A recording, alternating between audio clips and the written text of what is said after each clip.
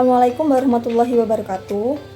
Untuk memenuhi tugas mata kuliah etika profesi, kami dari kelompok 2 akan menyampaikan materi tentang kualifikasi dan pembinaan guru.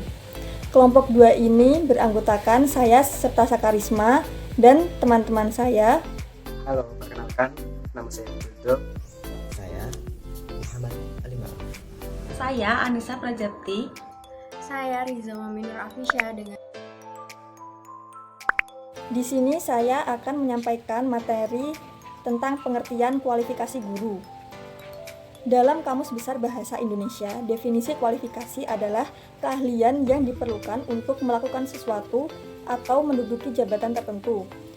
Pelaksanaan sistem pendidikan selalu mengacu pada landasan pedagogi didaktik untuk melihat kualifikasi profesional guru dalam kesatuan paket, yaitu pendidik, pengajar, dan pelatih.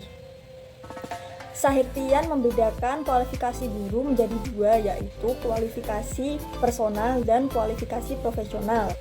Yang termasuk dalam kategori kualifikasi personal adalah guru yang baik, guru yang berhasil, dan guru yang efektif. Guru yang baik adalah guru yang memiliki sejumlah sikap, sifat, dan moral yang baik, seperti sabar, bertanggung jawab, jujur, luas, dan lain-lain. Guru yang berhasil adalah guru yang dapat menunjukkan kemampuan mengajarnya sehingga tujuan yang telah ditetapkan dapat dicapai oleh subjek belajar. Guru yang efektif adalah guru yang dapat memanfaatkan waktu dan tenaga yang sedikit tetapi mendapatkan hasil yang memuaskan. Sedangkan kualifikasi guru yang profesional adalah guru yang memiliki kompetensi yang diperoleh melalui pendidikan dan latihan sehingga dapat melaksanakan tugas-tugasnya. Bagaimana sih ciri-ciri kualifikasi guru itu? Sebelumnya kan tadi sudah dibahas tentang pengertian tersebut. Nah, setelah pengertian itu ada beberapa ciri-ciri nih untuk kualifikasi guru yang baik itu harus seperti apa. Nah, sebenarnya banyak ahli yang mengemukakan tentang bagaimana ciri-ciri tersebut, tapi pada kesempatan kali ini saya akan mengambil referensi dari salah satu ahli, yaitu Anwar Jasin. Beliau mengemukakan bahwa untuk ciri-ciri kualifikasi guru tersebut ada beberapa hal. Yang pertama itu seorang guru harus memiliki kemampuan dasar sebagai pendidik. Nah, selain kemampuan dasar tersebut telah diperoleh dari pendidikan, dari kuliah dan sebagainya, ada beberapa syarat juga yang harus dipenuhi, seperti beriman dan bertakwa kepada Tuhan, berwawasan ideologi Pancasila dan Undang-Undang Dasar 1945, kemudian harus berpribadian dewasa juga, terutama karena seorang guru nantinya juga sebagai orang tua kedua di sekolahan, seperti itu. Kemudian harus mandiri juga, terutama dalam mengambil keputusan yang berkaitan dengan pembelajaran dan pengelolaan kelas. Kemudian yang kedua adalah seorang guru harus memiliki kemampuan umum sebagai pengajar.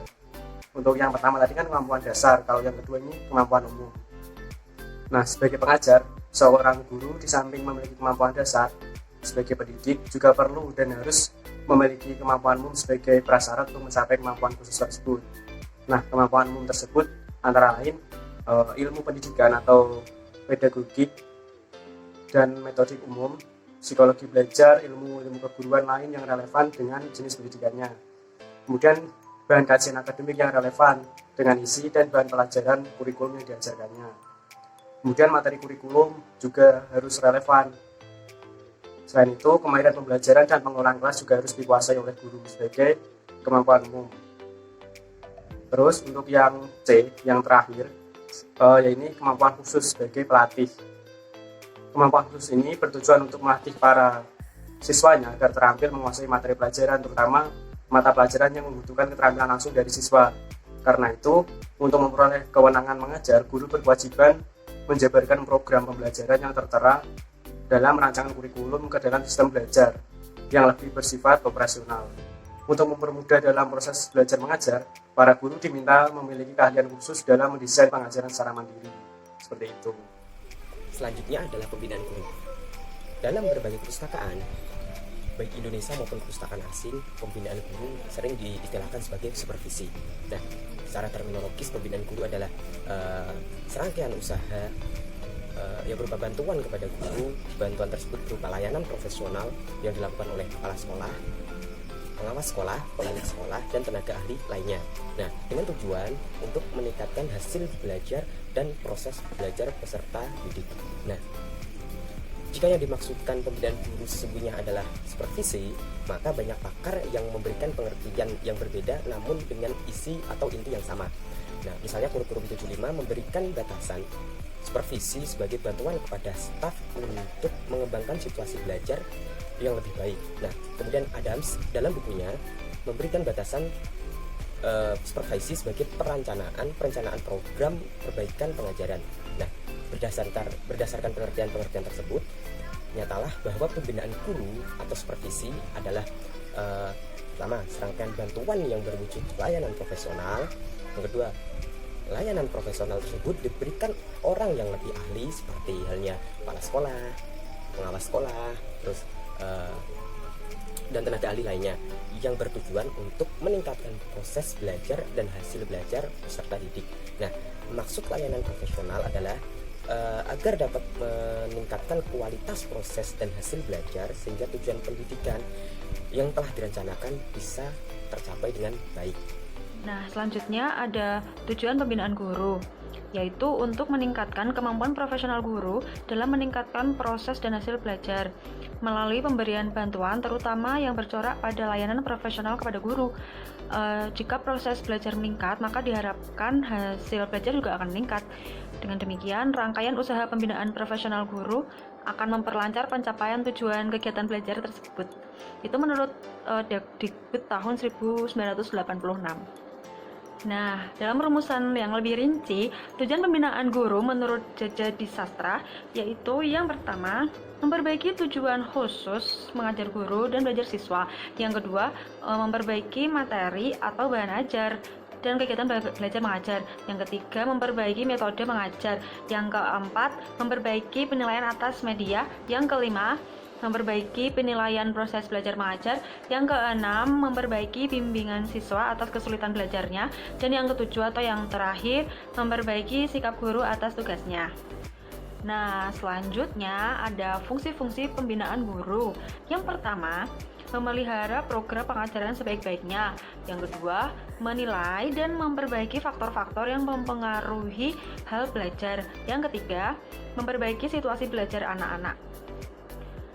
Jadi kesimpulannya itu garis besarnya, fungsi pembinaan guru adalah untuk menumbuhkan iklim bagi perbaikan proses dan hasil belajar melalui serangkaian upaya pembinaan terhadap guru-guru dalam bentuk layanan yang profesional. Agar pembinaan guru tersebut dapat dilakukan dengan baik, perlu dipedomani prinsip-prinsip pembinaan guru. Depdikbud tahun 1986 mengemukakan prinsip-prinsip pembinaan guru sebagai berikut. Dilakukan sesuai dengan kebutuhan guru. Hubungan antara guru dengan pembina didasarkan atas kerabat kerja. Pembina ditunjang sifat keteladanan dan terbuka. Dilaksanakan secara terus-menerus. Dilakukan melalui berbagai wadah yang ada. Diperlancar melalui peningkatan koordinasi dan sinkronisasi horizontal dan vertikal dari pusat maupun daerah. Menurut Tahalele tahun 1979, prinsip pembinaan guru digolongkan menjadi prinsip negatif dan prinsip positif. Prinsip positif berisi anjuran untuk memedomani sesuatu yang baik dalam pelaksanaan supervisi, antara lain 1. Ilmiah, yaitu dilakukan secara sistematis, objektif, dan menggunakan instrumen. 2. Kooperatif, artinya terdapat kerjasama yang baik antara pembina dan guru. 3. Konstruksi, artinya dalam melaksanakan pembinaan hendaknya mengarah kepada perbaikan. Sedangkan prinsip negatif berisi anjuran untuk meninggalkan sesuatu yang tidak baik, yang berkaitan terhalangnya tujuan pendidikan dan pencapaian. Seperti, pembinaan guru tidak boleh dilaksanakan dengan otoriter. Pembinaan guru tidak boleh mencari-cari kesalahan guru. Pembinaan guru tidak boleh dilepaskan dari tujuan pendidikan dan pengajaran. Sekian, terima kasih.